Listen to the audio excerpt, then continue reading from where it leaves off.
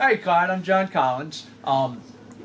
Thank you guys for coming down and visiting. And so I guess we'll talk a little bit about birds today. And I hope we're going to talk about birds. yeah, well, you know, it's a good thing to talk about.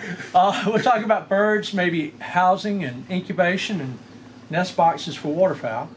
And I was glad I could get some boxes built for you. So. Yeah, I appreciate it. I hear some peeping in the incubators up there too. Yeah, that's down in the Brooder. Yeah. Should we go over and look at the incubators? Yeah, we started. Okay. And I'm sorry it's so tight and crammed in here. It's a small shop.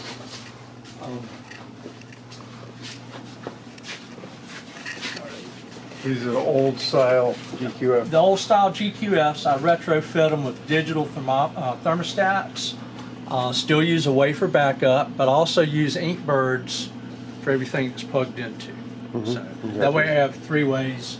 I use humidity pumps with a humidistat to control my humidity in each incubator and each of the hatchers. I incubate in one and I hatch in the other. This is a new hatcher I built this year, so we're kind of giving it a run, see what it's doing, and so far it's hatched about 3 or 4 birds. So what kind of bird eggs have you got in the incubator here? Right now, the top is just African geese in the top, and then there's everything from peacock pheasants to goldens to tragopans, a lot of Elliots and a lot of Edwards right now. Did you ever do pigeon eggs in here too, or No.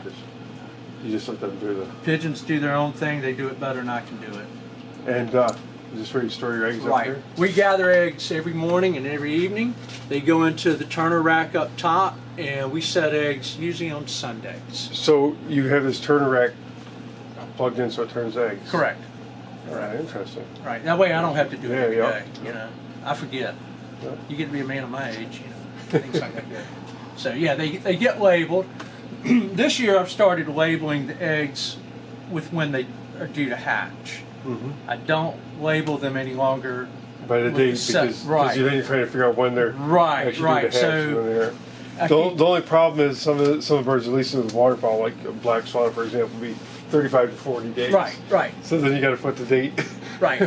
Well, that 5 date's days. right. So as you said, I started with the goose eggs. I did that because it's like I was gathering them before the raccoons got the eggs. So Yeah, raccoons out oh here. yeah.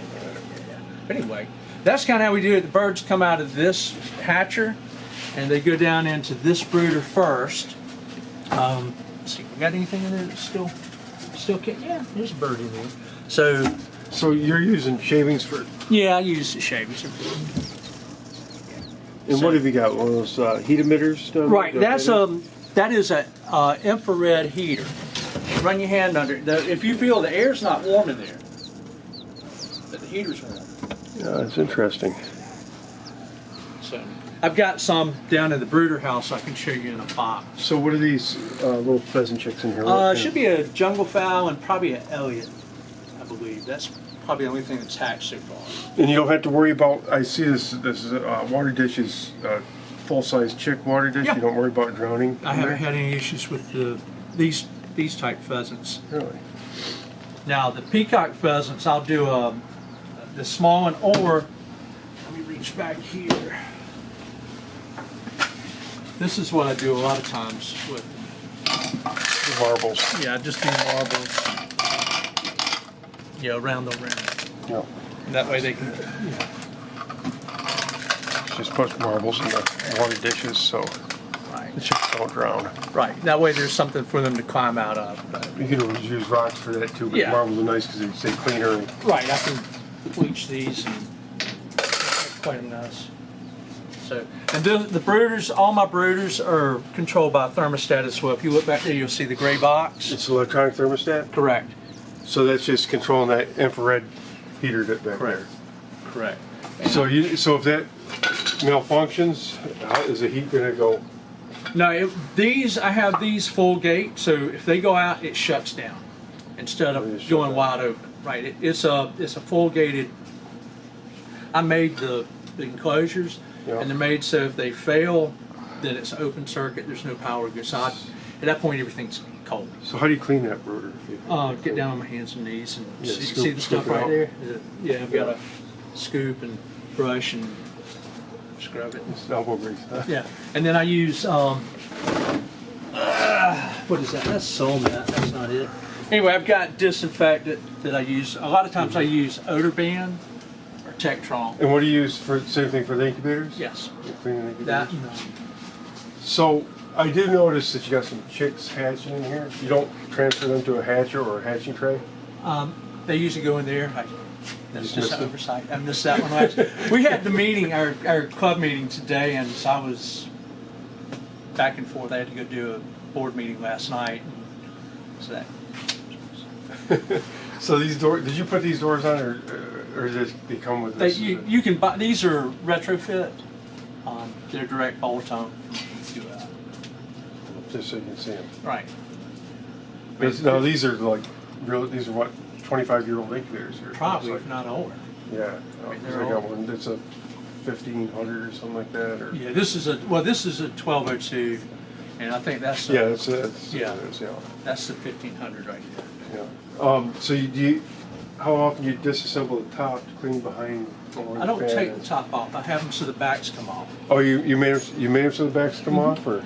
Yeah. 'Cause I just took all the screws out and I put nut certs in the back, so I can and pull the whole back off, blow it all out with an air compressor. Because I think that's the biggest fault with these incubators. Right. They didn't design them Right. properly for Right. cleaning. They're, I don't want to side on it, but I have them all where you can take the back off of them. Mm-hmm. And that way I can check the wear point, check the timers, lubricate it, Right. disinfect it real good. So this is a thermostat that you put on. Oh, you got a little dial on there. That's something you put on. That wasn't a factory type thermostat. No, this came with wafers. Right, but this And I put- this isn't something you bought from GQF, is what I'm Yeah, getting at. no, it is. It's Oh, a it is? GQF. Yeah, it's a GQF thermostat. So you pulled you got it wired into the wafer, so you still have a wafer Correct. backup in that. It's basically. So anytime I've ever tried to do that, the incubator didn't function properly. Now, maybe it's just because I was using older technology. Right. Yeah, I actually had one of them, and it didn't function properly. How did you try to wire it like hot and negative coming in, or did you wire it where it goes through the series? I did both. I think I tried both. Series is the way you want to run it. So hot comes in, hot's on the outside Yep. of the second one, Yeah. and then it's just a bridge between the two. And so I ended up putting the plug in there so I could unplug it and Okay. plug it in. Okay. Well, yeah, as you can see, we use a lot of Inkbird products. Yeah, they're really good especially for backup. Right. And everybody's like, why do you keep a toolbox? It's like, well, if something goes south, time to order. It's not when you got birds hatching, right? Yeah, that's the thing is like with all my. I actually changed what I'm doing this year. I went to these Nurture Right 360 Yeah. because, so I ended up. I figured now I can, with the Nurture Rights, if I have a problem, I just take it, chuck it in the garbage, go buy a new one. Another- $149. You can't Right. beat it. Right. But with all my cabinet incubators, Leahy's and Sportsman, I always had extra parts on hand, with the exception of this when I got out of the car here. It didn't have electronic thermostat. I didn't have an extra electronic thermostat. But it was something I just tried last year. Yeah. Not overly thrilled with it. I mean, I noticed you got these hatching these trays down here. Mm-hmm. I don't if you accidentally hatch out in them, you know where I'm going. Yeah. I don't like those trays. You'll hang chicks in them. Right. And That's the reason. Most of the trays, if the old style. right. That's if I'm going to do it. That's what I typically use. Or you get the ones that are like an egg carton. Cups. Right. Yep. Yep. Those just happen to. Somebody had them. Yeah, Here, take them. I can't believe that people are actually still using them because it's a really poor design. They won't stay here. I won't use those. That's So- what I like. Another thing is you don't have any Wi-Fi thermostat No. thermometers in there or anything. No. You don't want to you don't even want to know what happens in here. Well, the problem with that, to me, the less layers of something to go wrong, the better. Uh-huh. So I'm an old school, keep it simple. So one of my things with these thermometers. Mm-hmm. I don't like thermometers like this. I like simulators. Yeah. Yeah. Because I find myself, doesn't matter how good your electronic Right. is, Don't if I do see that thing bouncing back and forth, I'm going to be, playing with the Right. controls back and Well, forth. how often do you calibrate yours? Usually just once a year. I should calibrate more than that, but and I don't, because I actually will take the I'll take the eggs and I'll test them against my skin to Right. make sure that they're all right. Basically, what I try to do with mine, I bring a cup of crushed ice, Yep. set that in it, give it 60 seconds, 32 degrees. 32 degrees. I take it out, I set it, and I let it come to room temperature. And I do it like 2 or 3 times. But the problem is, and you know this, Yeah. if you're not calibrating them at your operating temperature, you still could be off. If you get up to 101 degrees, it Right. could be a little bit off on 100. That was the other thing that I do is after I've done that 3 times, I go over there with the heat plate and I stretch, because that way you're stretching. But you got to have you should have a lab calibrated thermometer Right, for right. the high end. You do have it. You do have it. Yeah, I calibrate that, so I stretch the bimetallic strip in here. I go from 32 to this one won't go. This one's only like 50 degrees, Yeah. but I can stretch it all the way up to 180 degrees. So these things, I don't know if a lot of people know this, but yeah, that's what. these have got this is an adjustment on that, Right, and then some of them have a little screw in the back Right. that you can adjust the screw. right. So anyway, I stretch that bimetallic strip all the way through the Yep, range, yep. and if I go do that, because the heat plates are up on top of the cabinet. If I stretch it out, and then I come back and I do the ice bath again, and I have a differential. There's probably a thermometer here that's got the differential written on the back. Mhm. Sometimes it's 2 degrees. I've had it as much as like 8. I'll write, it'll be like plus or minus 8. Yeah, plus or minus. yeah. Right. So that's the way I do it. Yep. But I always use that lab, Certified lab thermometer. Yeah. well, it's it'll do the humidity. I've got one for humidity and one for Well, with the humidity, you take Yeah. salt and you put Right, it in, yep. in a bag. in a bag and do it. Yeah. Yeah. So But that one's actually really not that important No. because you can range on that several percent. And this, you don't really want to. I mean, you really don't want to go more than maybe a degree out of range on these. Mm-hmm. I mean, if you have a correction factor, that's fine. But if it's actually wrong and you don't know it, right, yeah. so if you're running your incubator 99.5 and it goes up to 100 and 102, yeah, you got problems starting. Yeah. Well, So. But I also found I'm so used to hatching under chickens. I'll take the eggs and I'll put them on my yeah, to feel So if I'll have a good idea Yeah. if they're If they're warm to bad you, then you know they're Yep. above what, Yep. 98.6. If they're cold, you know they're colder than that. So, Yeah. And then I also have these little nurturite incubators Yeah. that have an alarm that goes off. yeah, these things do too. It's like, every time you crack the door, it's like. Yeah. Then you got to hit the OK button. Yeah, okay, right. And yeah. the same thing with that one down there. It'll make something And noise. one of the things with these things is there's not a real tight.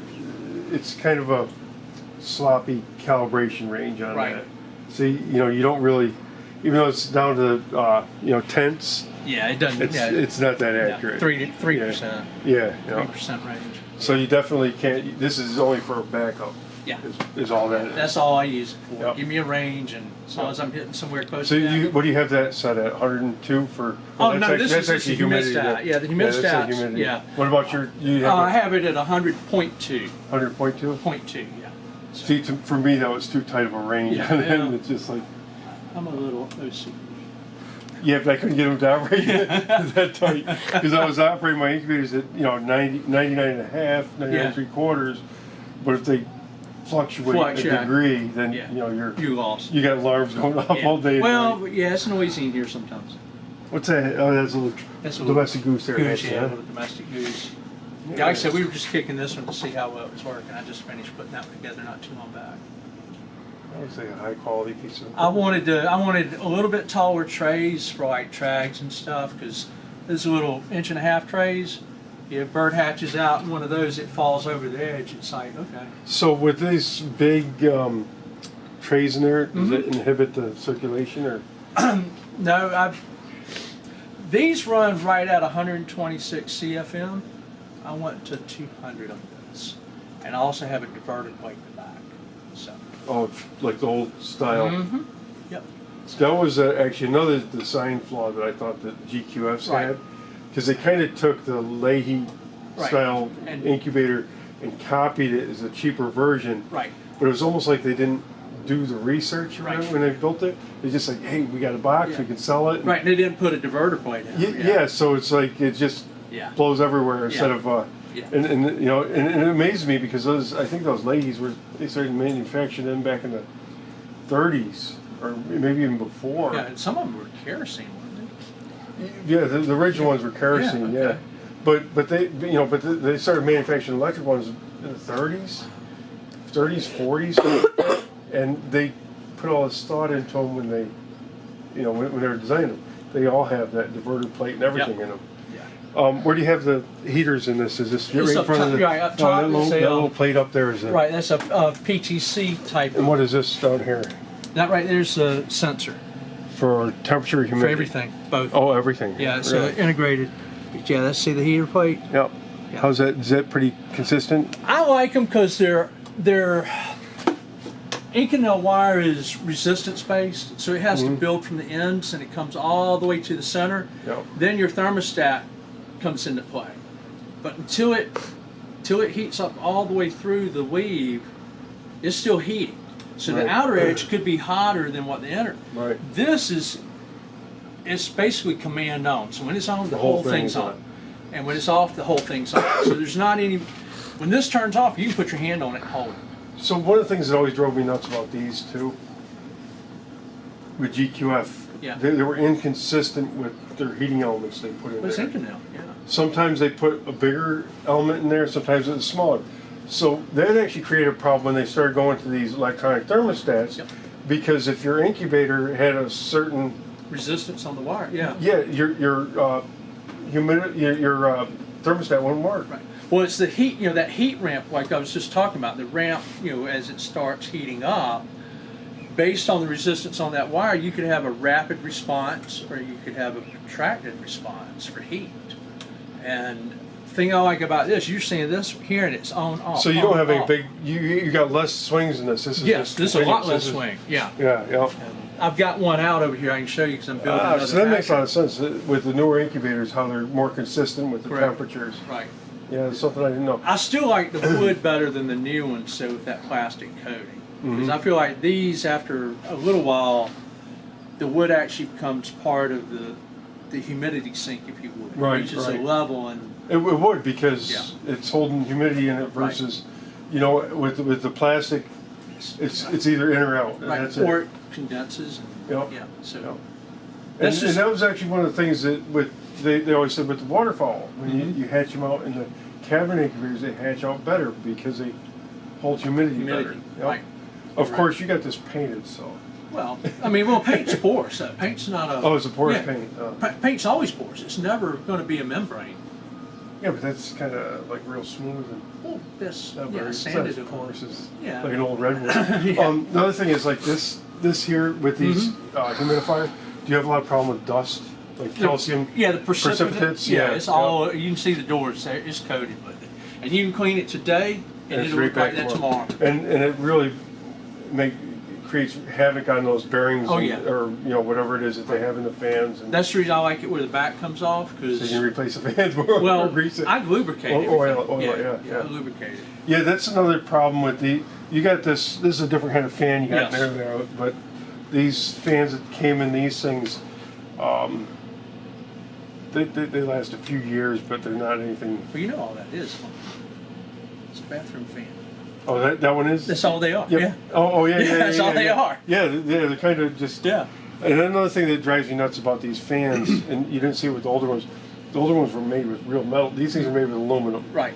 So, especially, I think that the calcium precipitates and everything gets on there, and then it oxidizes a little bit. Then you end up with real deep pitting. Yeah. And then the problem is if you don't have a smooth surface, Yeah. it's not cleanable. So Yeah. you're just. Galvanic reaction. Yep. You're always. And I like this too. You must put that Yeah. plate on the bottom. Oh yeah. I keep saying every year I'm going Yeah. to put some FRP on the bottom of my Yeah. incubators, Yeah. and Yeah. never did. Yeah. You can get ABS sheet too. Probably get the same thing. Yeah, It yeah. just makes it easier to clean. to me. So. Yeah. Expedient use of time. Yeah. Expedient use of time. And then you got the old-fashioned water Well, yeah, buckets those are up just on up there top. because it's like if I throw them down here, I'll. So how did I don't even know how they actually work. Do they have a float in there? Yeah, there's I actually never operated that. Oh, there is a float on there. Yeah. I was gonna say we'll grab one out of this. Yeah, there's a float. So it's just like a water dish, a Right. dog water dish or something. Or your toilet tank. You know, Yep, once that yep. float comes up, it shuts the valve off. No more water, and when it drops, it comes in. But the thing about these I did not like, number one, they're a dust magnet, and Right. they hold all types of mulm and And they had the humidity filters in there. Those get all dirty. yeah. I don't use those. We use tennis balls. Yeah. You know, because the surface area, Yeah, they yeah, rotate. yeah. Plus, they help break the mulm, the film that builds up on top. Because when that film builds up, you can't have a good air exchange with the water. Mhm. So it's effectively Because like it's right. closing It's it like up, putting yeah, a sheet yeah. of Saran wrap over it. Yep. Yep. So we put a little tennis ball when I was using these, and as the fan blows, it bounces that tennis ball around and it breaks the So surface tension. back in the old days, we used to pour chlorine in there. I did that too. Yeah. I mean, the incubator smell good, mate. Probably Oh, yeah. killed everything good and bad back Right. then as well. So yeah, that's I don't like using those. That's just they were part of these old systems, and I forgot this came from some Pinion hatcheries where these came from. Yep. So okay, so that's I use that. I used to use that candling, and basically it's just a LED that I put a piece of PVC over, and then I took a piece of heat shrink and shrunk it down. I thought so that's what that looked it like. sits, it sits tighter to the egg, and Yeah. it's sealed. Of course, you got to have the lights off because it's not strong enough. So you didn't get to use your cell phones on them? Well, I was going to say what I use now is a cell phone.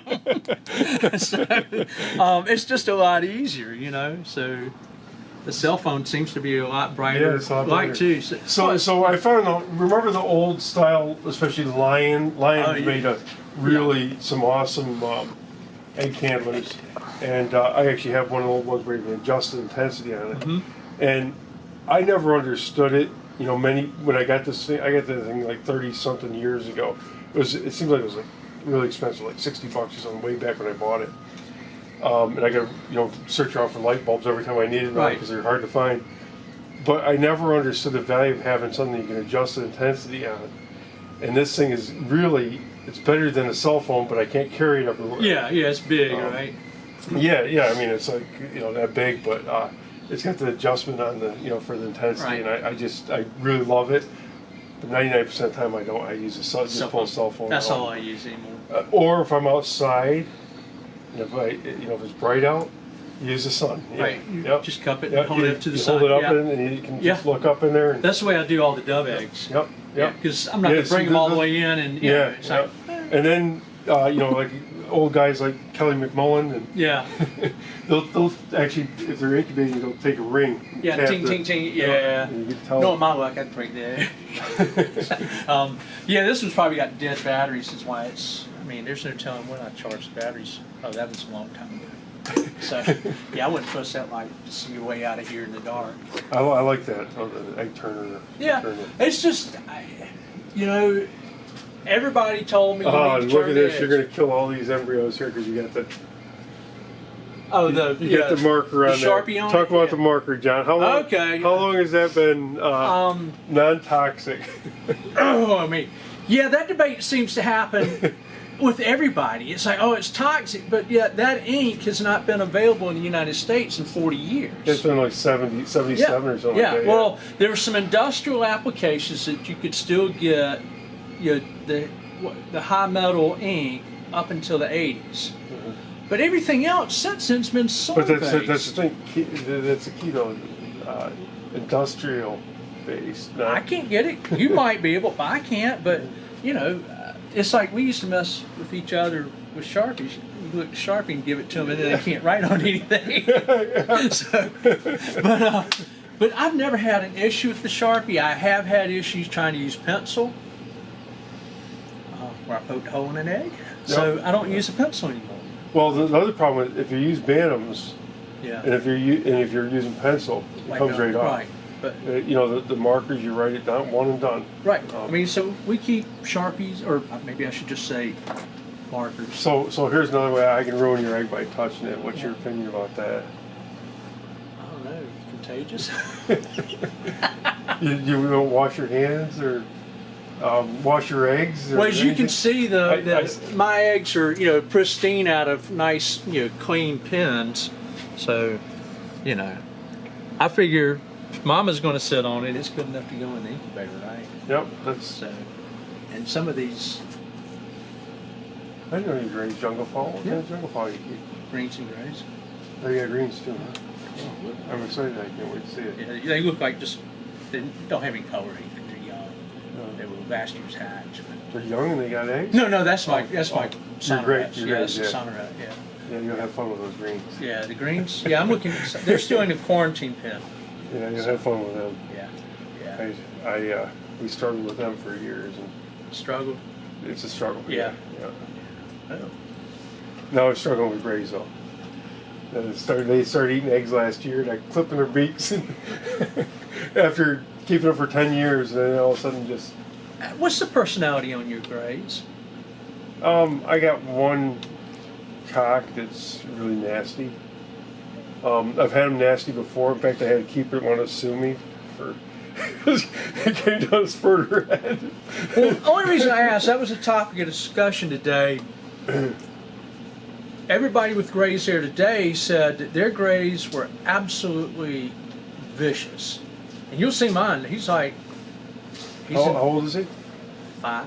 Yeah, some of them He's are. just indifferent. He could care less. Some are aggressive and others aren't. I mean, Okay. I just didn't know because I thought, well, maybe I've got an abnormal bird. No, He could care less. Because and some of them are flightier than others. Now mine are flighty, but Yeah, so I got one that's batshit crazy. You go in there, but he doesn't tend to attack. I'm not saying he won't ever attack because they can change like crazy. Okay. And in fact, I had one that I don't remember what happened with him. But I had him up north, and he spurred me, and I grabbed him, and I took a Dremel tool, and I took his spurs off. He never spurred again. He was just like all calm and everything. And we have a male taming kit over there in that toolbox. Yeah. Caponizing. I use a 4-inch cut off. Piano spring. Piano spring down the rib, the third rib.